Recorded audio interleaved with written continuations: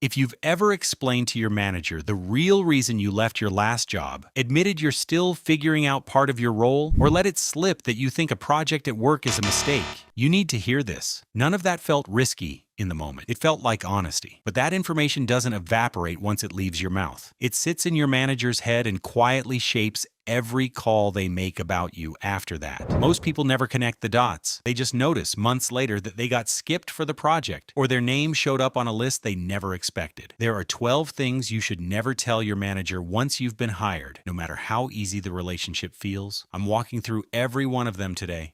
Here's the part nobody warns you about. A UK workplace survey of more than 1,000 employees found only about 1 in 4 think topics like politics or addiction are off limits with their manager. Almost everything else, people say without thinking twice, not because they're careless, but because a manager's office doesn't feel like a courtroom. Let's get into the 12 things worth keeping out of it. Number 1 is the real reason you left your last job. In the interview, you gave the polished version. Looking for growth, wanted a new challenge. That got you hired. Once you're in the building, the temptation is to tell the true version to a manager you're starting to trust. Maybe your old boss took credit for your work, or the company was falling apart. Here's the problem. Your new manager isn't just hearing your old company's failure. They're hearing a preview of how you'll describe them someday. Every complaint about a past employer gets filed as a data point about your loyalty ceiling. So keep the interview answer as your permanent answer and save the real story for people who aren't deciding your next raise. Number 2 is bad-mouthing a former boss in detail. This is different from your reason for leaving.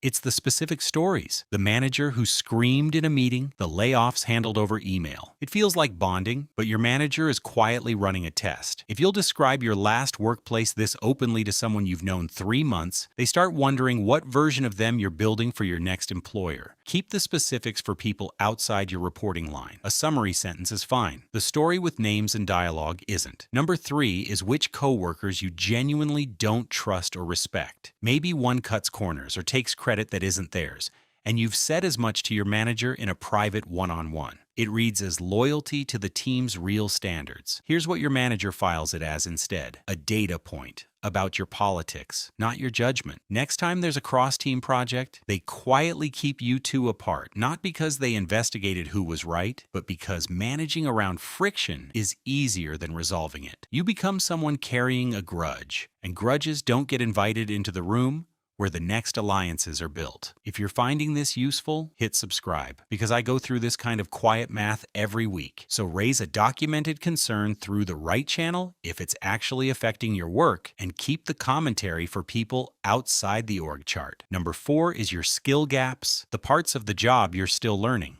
Admitting it feels like humility, and in theory, it should be rewarded. In practice, a lot of managers remember the gap longer than they remember you closing it. Ask for help with a spreadsheet formula in month 2, and 18 months later, you're quietly the person who struggles with spreadsheets. Close the gap privately first, using a tutorial or a coworker outside your chain, and bring the finished skill to your manager, not the confession of missing it. Number 5 is your honest opinion that a project or leadership decision is a mistake. You see it clearly, and saying so feels like caring enough to speak up. Here's what actually happens. Leadership rarely remembers the accuracy of your prediction, only that you didn't get behind the plan. If it succeeds anyway, you're the person who doubted it. If it fails, nobody wants a reminder they should have listened. Raise concerns once through the right channel, then let your work speak instead of your commentary. Number 6 is how replaceable or automatable you think your own role is. Maybe you've spotted a tool that could do half your job. Saying it out loud feels efficient, even brave, but your manager hears a self-assessment they didn't ask for, and it's hard to unsay. Budget conversations happen quietly,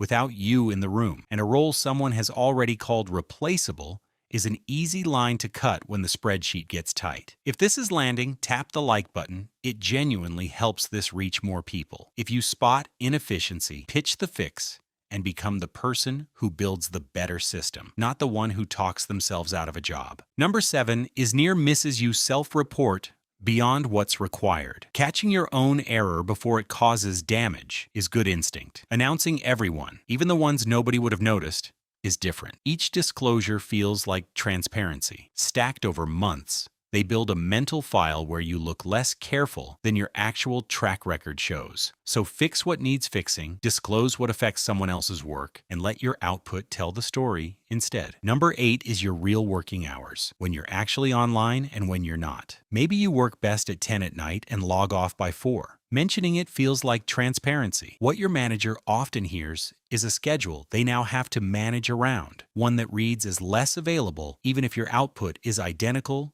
or better. So let your results carry the story. And if your hours genuinely need flexibility, negotiate that formally once instead of narrating it as it happens. Number 9 is your personal relationships with people at competitor companies, an old roommate at your closest rival, a friend now at the company everyone in your industry watches. Mentioning it feels like small talk. To a manager thinking about competitive risk, it can read as a pipeline they didn't sign up for, a reason to hesitate before looping you into anything sensitive. So keep those relationships in your personal life and never mention them in the same conversation as strategy or pricing. Number 10 is ongoing conflict with a specific coworker. Venting to your manager feels like flagging a real problem. Often what actually happens is your manager quietly files you as someone who brings friction into the room, regardless of who was right. And that's extra refereeing most managers would rather avoid. So address it directly with the coworker first and only escalate with a specific documented ask, not a running account of every irritation. Number 11 is how you honestly react the moment you get passed over for a promotion or project you wanted. Maybe you say, "I'm not gonna lie, I'm pretty disappointed," straight to your manager right after the news lands.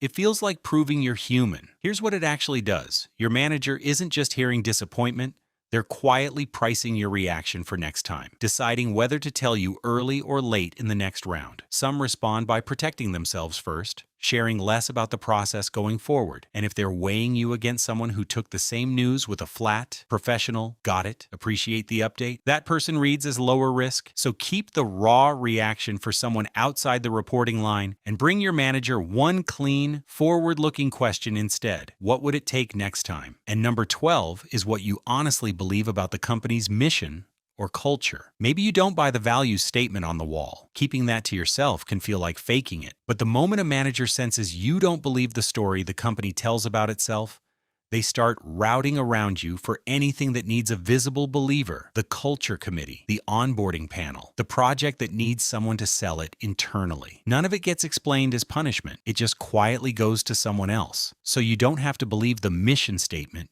to do excellent work inside it. Just don't hand your manager a reason to wonder if you're privately rolling your eyes at everything they're building. Here's the thread under all 12 of these. None of it is about lying to your manager. It's understanding that a manager isn't a friend collecting your honesty. They're a decision maker collecting data points, whether either of you means for it to work that way. Being selective about what you share isn't the same as being dishonest. It's the difference between authenticity and strategy. And after you've been hired, strategy is what protects the career you're actually trying to build.